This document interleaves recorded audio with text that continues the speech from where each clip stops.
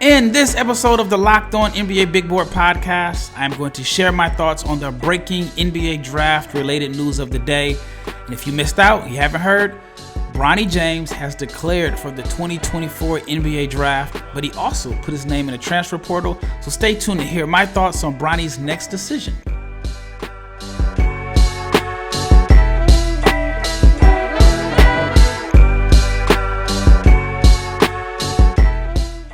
Big shout out to each and every person that has made the Locked On NBA Big Board podcast your first listen of the day. I'm your host, Rafael Barlowe, the director of scouting for NBA Big Board, and I am solo dolo for today. That's because it is breaking news.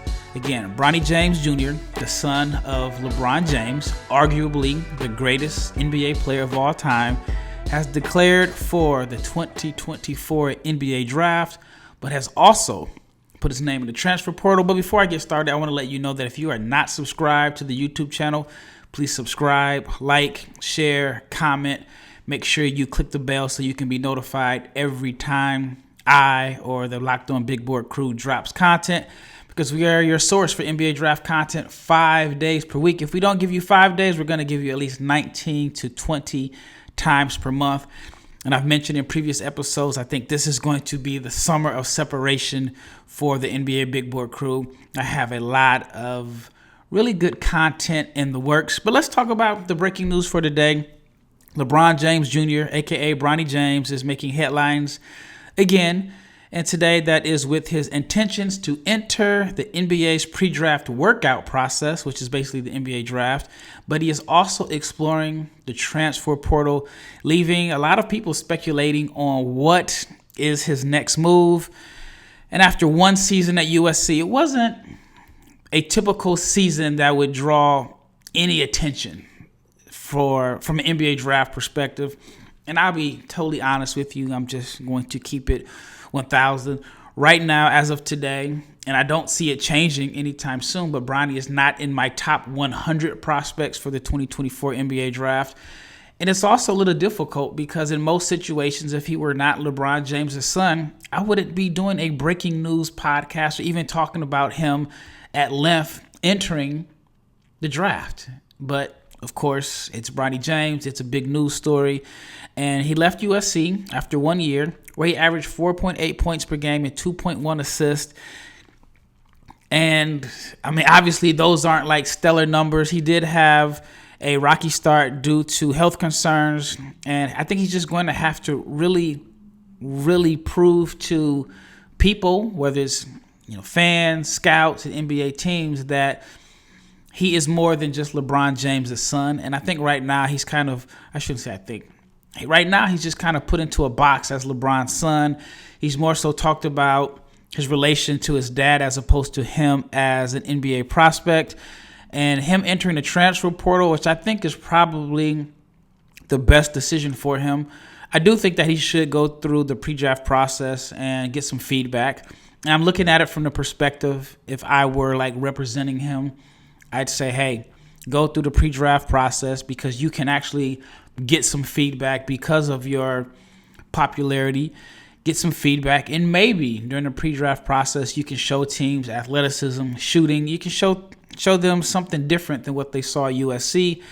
But I'm the type of person that believes, yes, the pre-draft process is important, but it can't outweigh what I saw on film. And what I saw on film from Bronny this season was a guard that was passive, that was inefficient, that didn't really impact games. Even when Isaiah Collier was out, there was a game where Isaiah Collier was out and Boogie Ellis was out, and he had the perfect opportunity to take the lead, and I really didn't see much from him. But I do think at the minimum he should go through the pre-draft process, and maybe there's a team that will be intrigued with his long-term potential. I just can't see a situation where, outside of the LeBron factor, that he gets drafted by a team, because it just opens up. I don't even know how to say it. I mean, we've seen guys like Peyton Watson get drafted high without posting big numbers. I think his stats were somewhat similar. I do think it's a different situation. But I want to talk about the transfer portal. I want to talk about what are some options for him in the transfer portal? There's a few schools that have come up as potential destinations. I really don't know. I mean, I did not expect him to enter the transfer portal. I mean, obviously, his coach, Andy Edenfield, left USC to go to SMU, and that's usually a good enough reason for players to transfer, even though right now players are just transferring for whatever reasons. I mean, there are players that I believe that are entering the transfer portal just to renegotiate their NIL. I actually had a parent of a player tell me the guy was getting really good money, but he outplayed expectations, and now he feels like he can command a little bit more on the open market. I mean, the NIL and the transfer portal has turned into like the wild west of free agency. So I understand from multiple perspectives as why Bronny would enter the transfer portal, considering that USC doesn't have a coach right now. Well, I guess they do have a coach. They got Eric Musselman from Arkansas, but it could be a situation where you enter the transfer portal and you make the new coach at USC, which is Musselman, re-recruit Bronny. And you have to find out what are his plans for Bronny. So it could just be a business tactic or a decision totally based off of or based on creating leverage. All right, when we return, I'm going to talk about some potential destinations for Bronny in the transfer portal. And then in the last segment, I'm going to talk about him as an NBA prospect. But before we get into the transfer portal potential destinations, I want to ask you, did you know that even if you have a 401k retirement, that you can still have an IRA?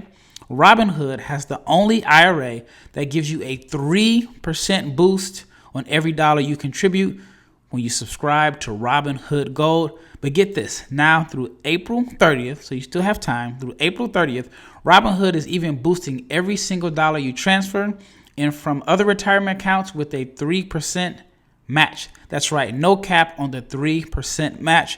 Robinhood Gold gets you the most for your retirement thanks to their IRA with a 3% match, and this offer is good through April 30th. So get started at robinhood.com/boost, and the subscription fees apply. And now I got to give you some legal info. And as of the first quarter of 2024, validated by Radius Gold Market Search, investing involves risk, which includes loss. Limitations apply to IRAs and 401ks. And the 3% match requires Robinhood Gold for 1 year from the date of the first 3% match.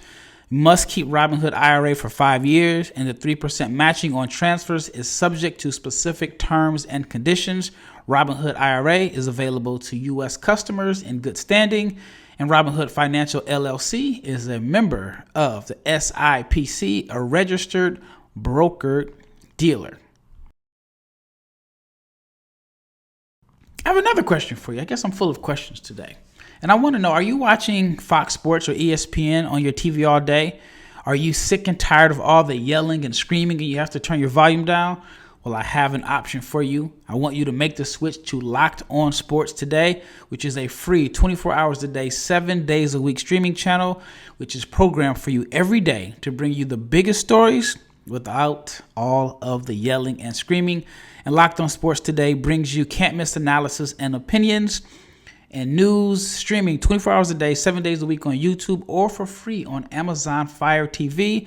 Again, Amazon Fire's TV Channels app is part of the Locked On Podcast Network, where we bring you your team every single day.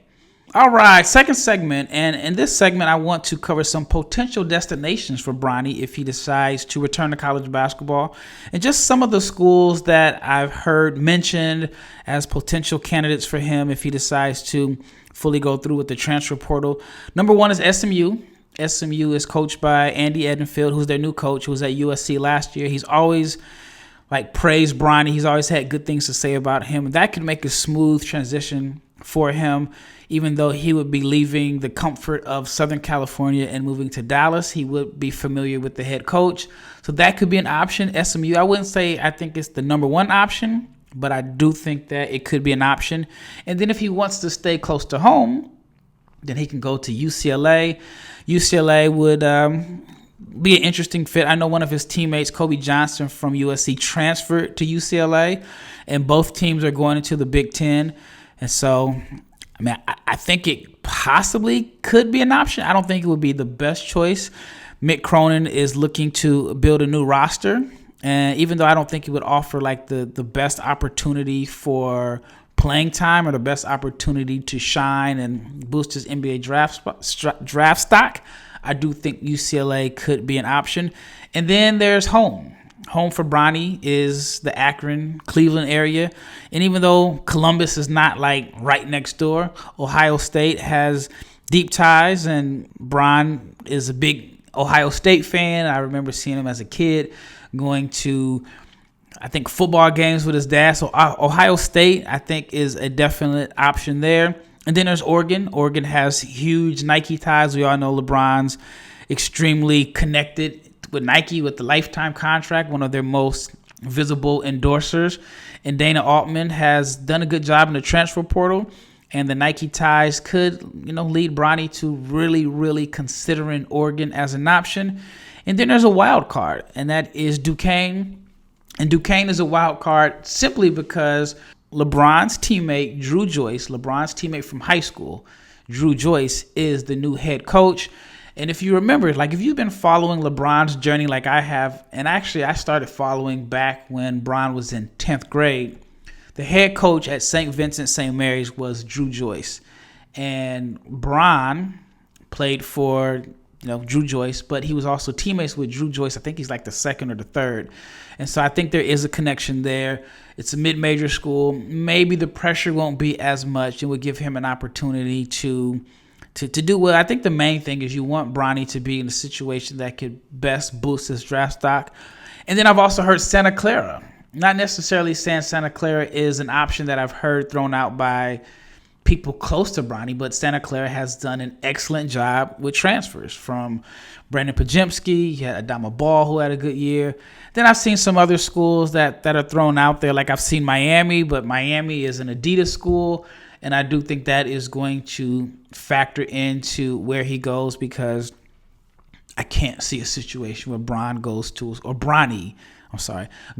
school that is not Nike sponsored. So that leaves off, like Miami and some of the other schools that are not sponsored by Nike. But those are just a few schools. But I think the most important thing would be going to a school that puts him in a situation where he can get in and get out and, I guess, redeem his draft stock. Who knows? So if you have an idea where you think Bronny should go, or you have an opinion where you think Bronny should go, or where you think he'll end up, let me know. Let me know in the comments. If you're on YouTube, you can leave a comment. And on YouTube, if you're on Twitter and you listen on the podcast, you can send me a message on my timeline or in my DM. So what would be your choice? If you were in charge of Bronny's career, what would be the school and the situation that you would send him to that would be best to get him in and out of school in 1 year and boost his draft stock and possibly a first-round pick in 2025? But Bronny could also stay in the 2024 NBA draft. So when we return, I'm going to share my thoughts on Bronny as an NBA prospect and the possibilities of him being selected in June's draft. Stay tuned. Before I get into the last segment, let's talk about Amazon Fire TV, because Fire TV is your destination for sports, from live games to highlights to in-depth analysis. Fire TV offers amazing viewing experiences with smart TVs, as well as the Fire TV stick that you can plug into your existing TV, and it will provide you access to millions of movies and TV episodes, as well as free and live TV. So whether it is opening weekend for baseball, the NCAA tournament, you are going to want to have a Fire TV. And Fire TV recently created Fire TV channels to deliver a constant supply of the latest videos from your favorite sports brands, all for free. That includes all of us at the Locked On Network, also includes most big pro leagues, college conferences as well. And Fire TV channels lets you dive into all of the game analysis, highlights, and more to keep you up to date on all of the latest in the world of sports, which includes the Final Four, NBA, Major League Baseball, and more. But I also want to mention that you have great news, entertainment, gaming, travel, and cooking videos as well. So check out Fire TV channels on Fire TV and Alexa devices. If you haven't checked out Fire TV channels, you should. And also, you should trust me on this. So learn more. Visit Amazon.com/LockedOnFireTV. All right, last segment, and I'm going to dedicate this segment to Bronny as an NBA prospect in 2024. Now, I think it is very highly unlikely that Bronny is a top 58 pick in the 2024 NBA draft. There's 58 picks this year because two teams had their picks basically taken away for tampering, which makes it even tougher. I mean, there are two players that, I shouldn't say two players, but there are going to be guys that miss out on the opportunity to hear their name called because teams had their picks taken away. So this pool is even smaller than a normal draft. This draft is wide open. There are plenty of prospects who I believe are in this weird range from possibly being early second round picks to not being drafted at all. I think after maybe picks 35, after that, I expect it to be a two-way deal. I don't expect a lot of guaranteed contracts after number 35. So there really may not be much of a difference between going undrafted and hearing your name called in the middle of the second round. With that being said, and I'm just going to be totally honest here, take away the LeBron James factor, I don't see a situation where Bronny would be drafted or even get a two-way. I think there are more deserving candidates based off of their play. I will admit that, Bronny did have a setback. He did miss some time when he was out with the heart issue, missed practice time, missed the beginning of, the season. And it is difficult to just come from not playing to all of a sudden playing at a high level of basketball. And even just from the perspective of like being out of shape. Like, you can't simulate basketball shape, no matter how much you practice, how many times you run up and down the hills. If you're not practicing, you're going to be really behind because you can't simulate not only the practicing and the bumping and the live game action, but then you can't simulate game, like the intensity of a game. So maybe he wasn't in the greatest game shape, which is very possible. But I still did not see an NBA prospect on the floor when I watched Bronny play this year. I saw a guy that was passive, inefficient from the floor. I really don't know how tall he is. I think I saw him listed at like 6'4". I saw like a guy that has good court vision and upside as a defender, but I just didn't see someone that was ready to come in and contribute to the NBA right away. So with that being said, there is a lot of speculation that the Lakers would take him, or maybe even another team would take him with the hopes of signing LeBron James.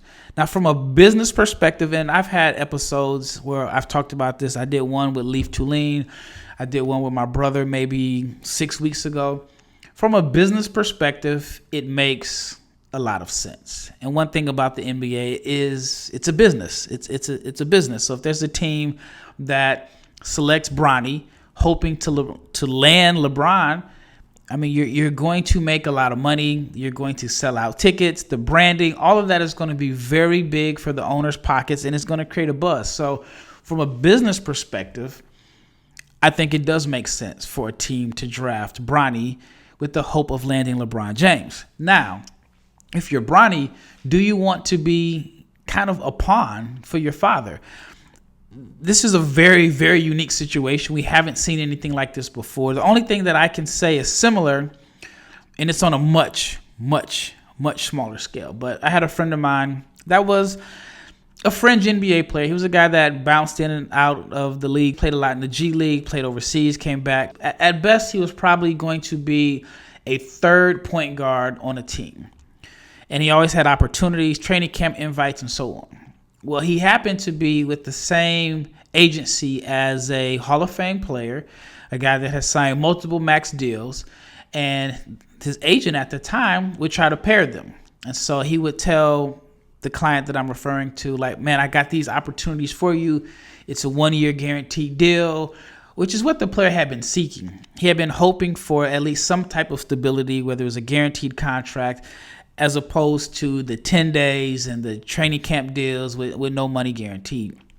Well, the player ended up declining it because he said that he would much rather be in the NBA because he earned a spot on the roster as opposed to being on the roster because Team X signed him in order to get the max player in their uniform. And he had mentioned that he had seen different stories around the league where there were players that were back in rotation guys, but they were a package deal with a star player, and how the front office basically treated them like, we didn't want you here anyway. You're only here because we had to sign you to show good favor to the agent to get the player that we really wanted. And he said he didn't want to go into a situation like that. He would much rather earn his spot. And then fortunately for him, he did earn a roster spot and a couple of guaranteed deals on two totally different teams. Now, it was a gamble on his part, but he trusted his gut feeling and said, I would rather earn it than someone use me, or I'm just here because I'm part of a package deal because I'm with the player that the team offered a max deal to. So I think for Bronny, again, I know the situation is totally different, but I think for Bronny, you have to ask yourself, do you want to be drafted and get picked up by a team just because they're going after your father? On the other hand, you may say, I'm with it just because I want to play with my dad. I want to be the first father-son combination to play with each other in the NBA. So I think it's going to be a really tough decision. Now, I do think down the line, Bronny could be an NBA player. I just don't think he's ready this year. Now, Bron made a comment that Bronny could come in and help the Lakers. I think he made a comment that Bronny's better than a lot of the bums in the league. I think that just puts additional pressure on Bronny. And I also think it could be a situation to where, let's say Bronny is drafted, right? He's drafted, let's say it's to the Lakers. The Lakers select him, whether it's as a two-way or whatever. Once you open that can of worms, like now are you forced to play him? Like, do you have to put him in games? Or is he going to be on your G League team? Like, what happens after that? So I think it's going to be a difficult situation that I think some teams are going to be willing to take that risk because of the financial impact and all the eyes and the exposure that Bronny and LeBron would bring to their team. But I wonder for Bronny, like, do you want that? Do you want to be the guy that maybe teams or players would target you? Just because, I mean, it's a league where they hunt out and seek mismatches. Do you want to be the guy that, you know, you're opening yourself up to just this additional exposure where guys are attacking you just because your dad said that, you know, you're better than other bums in this league? Then I've also heard people say maybe it's similar to the situation with Giannis's brother Thanasis, who is playing for the Bucks, and he's kind of seen as a sideshow. But I even tell people what makes that situation different is Giannis wasn't like a superstar when Thanasis was, you know, on the roster. Also, Thanasis was drafted before Giannis blew up, and Thanasis was also like a really high-level prospect out of Europe. He could be playing in the EuroLeague right now.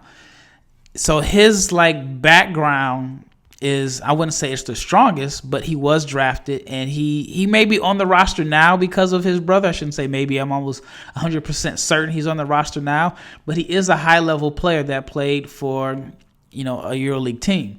So I think that situation is a little bit different. But if you're Bronny, is that the path that you want? Do you want to just be part of the team because they wanted your dad?